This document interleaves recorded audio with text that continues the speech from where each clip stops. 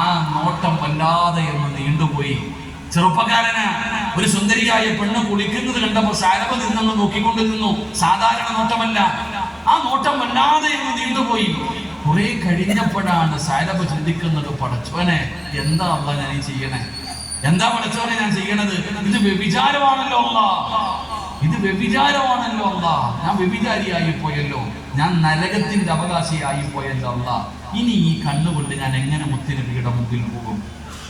ഒരു പെണ്ണിന്റെ ഔറത്ത് കണ്ട ഞാൻ, ഈ വ്യഭിചരിച്ച ഞാൻ, ഇനി എങ്ങനെയാണ് അല്ലാഹുവിന്റെ റസൂലിന്റെ മുമ്പിലേക്ക് കടന്നു പോകുന്നത്? സഅലബയ്ക്ക് വല്ലാത്ത സങ്കടമായി. സഅലബ പടച്ചവനെ നിലവിളിച്ചുകൊണ്ട് ഓടുകയാണ്. മരുഭൂമിയിലേക്ക് ചെന്നിട്ട് പഴുത്ത് കിടക്കുന്ന മണ്ണുവാരി ശരീരത്തിലിടുകയാ. സഅലബ നിലവിളിച്ചുകൊണ്ട് കരയുകയാണ്. പടച്ചവനെ, സഅലബ കരഞ്ഞുകൊണ്ട് നടക്കുകയാ. പിന്നെ ഒരാളും സഅലബയെ കണ്ടിട്ടില്ല. ആഴ്ചകൾ കഴിഞ്ഞു. 40 ദിവസം സഅലബ കരഞ്ഞുകൊണ്ട് നടക്കുകയാണ്. അവസാനം 40 ദിവസമായപ്പോ അതാ വരുന്നു മുഖറബുൽ അംലാഖു മലക്ക് ജിബ്രീൽ. ജിബ്രീൽ അലൈഹിസ്സലാം അല്ലാഹുവിന്റെ പ്രവാചകന്റെ മുമ്പിലേക്ക് കടന്നു വരികയാണ്.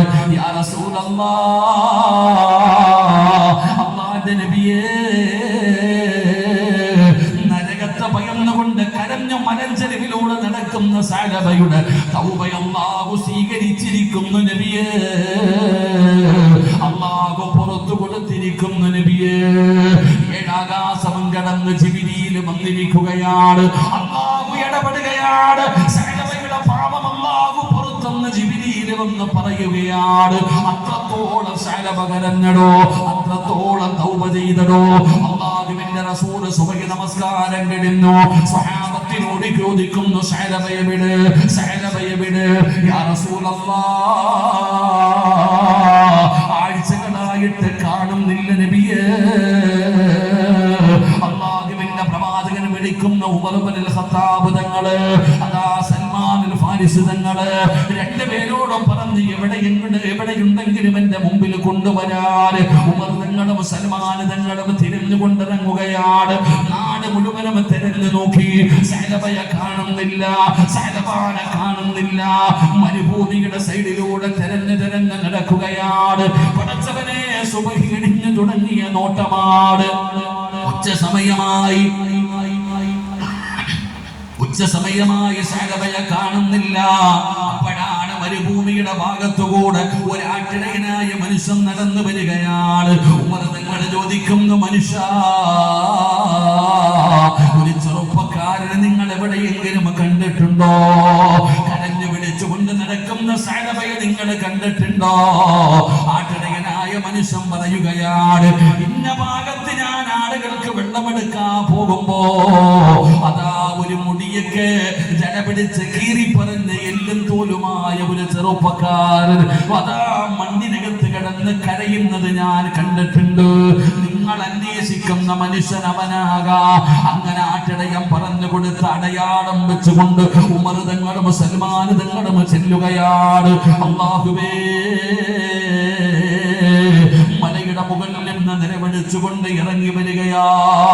മുടിയൊക്കെ ജട പിടിച്ച് കീറി പറഞ്ഞ വസ്ത്രവും എല്ലും തോലുമായി സഅലബ എന്ന് പറയുന്ന ചെറുപ്പക്കാരൻ ഇറങ്ങി വന്നിട്ട് പഴുത്ത് കിടക്കുന്ന മണ്ണിൽ കിടന്ന് ഭ്രാന്തനെ പോലെ ഉരുളുകയാണ്. മണ്ണ് വാരി തന്റെ ശരീരത്തിലിടുകയാണ്. അല്ലാഹുവേ, ഞാൻ വ്യഭിചരിച്ചല്ലോ അല്ലാഹ്, ഞാൻ നരകത്തിലാണല്ലോ അല്ലാഹ്, മരിച്ചാ മതിയായിരുന്നു റബ്ബേ എന്ന് പറഞ്ഞതുകൊണ്ട് പഴുത്ത് കിടക്കുന്ന മണ്ണിൽ കിടന്ന് പിടയുകയാ. ഉമർ തങ്ങളെ വിളിക്കുന്ന സഅലബ, അല്ലാഹുവിന്റെ റസൂൽ വിളിക്കുന്ന സഅലബ. സഅലബ പറയുന്നു, ഞാൻ വരൂല, മുത്തുനബിയുടെ മുമ്പിൽ ഞാൻ വരൂല. ഞാൻ ചെയ്ത പാപം എന്താണെന്നറിയില്ല ഉമറേ, ഞാൻ ചെയ്ത പാപം എന്താണെന്ന് നിങ്ങൾക്കറിയില്ലല്ലോ, അതുകൊണ്ട് ഞാൻ വരൂല. ഉമർ തങ്ങൾ പറഞ്ഞു, നിന്നെ മുത്തുനബി വിളിക്കുന്നു, കൊണ്ടുപോകാൻ വന്നതാണ്. സഅലബ പറയുന്നു, എന്റെ കാലിന് ചങ്ങല ഇട്ടിട്ട് വേണമെങ്കിൽ വലിച്ചിടച്ച് കൊണ്ടുപോക്കോ, ഞാൻ ഒരിക്കലും വരൂല. അവസാനം ഉമർ തങ്ങളുടെ സ്വഭാവം സഅലബയ്ക്കറിയാ. അവസാനം സഅലബ വരാൻ സമ്മതിക്കുകയാണ്. അവിടുന്ന് പറഞ്ഞു, ഉമറേ, നിസ്കരിക്കുന്ന സമയത്ത് വേണം എന്നെ കൊണ്ടുപോകാൻ, നമസ്കാരത്തിന്റെ സമയത്ത് വേണം എന്നെ മസ്ജിദ് നബവിയിലേക്ക് കൊണ്ടുപോകാൻ. അങ്ങനെ സമ്മതിച്ചടോ. അങ്ങനെ പടച്ചവനെ, നമസ്കാരത്തിന്റെ സമയത്താണ് പള്ളിയിലേക്ക് കടന്നു വരുന്നത്. എല്ലാവരും മുതുപെടുത്ത് നിസ്കരിക്കാൻ കയറി. സഅലബയും മുതുപെടുത്തുകൊണ്ട് നിസ്കരിക്കാൻ കയറുകയാണ്. നമസ്കാരത്തിന് വേണ്ടി കൈകെട്ടുകയാണ്. അപ്പോഴാണ് നബി തങ്ങൾ ഓതുന്നത്, അൽഹാകുമുത്തകാസുർ ഹത്താ സുർതുമുൽ മഖാബിർ കല്ലാ കല്ലാ സൗഫ തഅലമൂന സുമ്മ കല്ലാ സൗഫ തഅലമൂന. ഈ ആയത്ത് ഓതുന്നത് കേട്ടപ്പോ കല്ലാ സൗഫ തഅലമൂന സുമ്മ കല്ലാ സൗഫ തഅലമൂന. ഈ ആയത്ത് കേൾക്കുമ്പോൾ നിലവിളിച്ചുകൊണ്ട് പിടഞ്ഞു വീഴുകയാ. റബ്ബേ, നമസ്കാരം കഴിഞ്ഞു. അല്ലാഹുവിന്റെ റസൂൽ സഅലബയുടെ ചാരത്ത് വന്നു. സഅലബയോട് പറഞ്ഞു, സഅലബ, എന്തൊരു കോലമാ, നീ എവിടെയായിരുന്നു സഅലബ? നിന്റെ കുടുംബം വല്ലാത്ത സങ്കടത്തിലാണ് സഅലബ. അല്ലാഹു നിനക്ക് പുറത്തു തന്നിരിക്കുന്നു സഅലബ. ഒന്ന് വീട്ടിലേക്ക് പോ സഅലബ. സൽമാൻ തങ്ങളോട് പറഞ്ഞ് വീട്ടിൽ കൊണ്ടുപോയി വിടാൻ. അങ്ങനെ മുത്തുനബി പറഞ്ഞു വിടുകയാണ്. 8 ദിവസം കഴിഞ്ഞു, 7 ദിവസം കഴിഞ്ഞു. 8ാമത്തെ ദിവസം എത്തിയപ്പോ സൽമാൻ തങ്ങൾ ഓടി വരികയാണ്. യാ റസൂലല്ലാഹ്, അല്ലാഹുവിന്റെ നബിയേ, ഉറക്കമില്ല നബിയേ. അങ്ങ് പറഞ്ഞു വിട്ടതിന് ശേഷം ഉറങ്ങിയിട്ടില്ല, ഭക്ഷണം കഴിക്കാറില്ല, രാവും പകലും നിലവിളിയാ നബിയേ. നരകത്തിലാണെന്ന് പറഞ്ഞ് കരയുകയാണ് നബിയേ. അങ്ങനെ അവസാനം സക്കറാത്തിന്റെ അവസ്ഥയിൽ കിടക്കുകയാ. നബി തങ്ങളോട് പറഞ്ഞു, ഒന്ന് വാ നബിയേ. സക്കറാത്തിന്റെ അവസ്ഥയിലാണ് നബിയേ. അല്ലാഹുവിന്റെ പ്രവാചകൻ സഅലബയുടെ വീട്ടിലേക്ക് കടന്നു ചെല്ലുകയാണ്. മരണത്തോട് മണ്ണിടിച്ചുകൊണ്ട് കിടക്കുന്ന സഅലബയുടെ ചാരത്തേക്ക് മുത്തുനബി കടന്നു ചെല്ലുകയാ. അല്ലാഹുവിന്റെ റസൂലിന് മനസ്സിലായി മരണപ്പെടുത്തുന്നു. നബി തങ്ങളുടെ ചാരത്ത് ചെന്നിരിക്കുകയാ. സഅലബയുടെ ചാരത്തിരിക്കുകയാ. തലയെടുത്ത് മണിയിലേക്ക് വെച്ചടോ. അല്ലാഹുവിന്റെ റസൂൽ തലയെടുത്ത് മണിയിലേക്ക് വെച്ചടോ. സുബ്ഹാനല്ലാഹ്. സഅലബ തലവലിച്ച് താഴെയിടുകയാ. അല്ലാഹുവിന്റെ റസൂലിന്റെ ശറഫാക്കപ്പെട്ട മടിയിൽ നിന്ന് തലയങ്ങ് താഴേക്ക് വലിച്ചിടുന്നത് കണ്ടപ്പോ നബി തങ്ങൾ ചോദിക്കുന്നു, സഅലബ, ഇഷ്ടമായില്ലേ സഅലബ?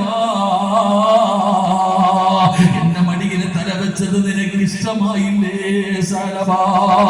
ഏതൊരു മനുഷ്യനും കൊതിക്കുമല്ലോ, ഏതൊരു മനുഷ്യനും ആഗ്രഹിക്കുമല്ലോ. നിനക്ക് അല്ലാഹു ഇത്രയും വലിയ ഒരു ഭാഗ്യം തന്നിട്ട് എന്തേ സഅലബ നീ തല വലിച്ച് താഴെയിടുന്നത്? യാ റസൂലല്ലാഹ്, ഇഷ്ടമില്ലാതിട്ടല്ല നബിയേ, ആഗ്രഹമില്ലാതിട്ടല്ല നബിയേ, അതൊക്കെ വല്ലാത്ത ഒരു ഭാഗ്യമാണ് നബിയേ. അങ്ങയുടെ മടിത്തട്ടിൽ കിടന്നു മരിക്കണമെങ്കിൽ അതിനൊക്കെ ഒരു ഭാഗ്യം വേണം നബിയേ, അതിനൊക്കെ ഒരു അർഹത വേണം നബിയേ. എനിക്കതിനുള്ള അർഹതയില്ല യാ റസൂലല്ലാഹ്. അങ്ങയുടെ മടിയിൽ കിടന്നു മരിക്കാൻ എനിക്ക് യോഗ്യതയില്ല നബിയേ.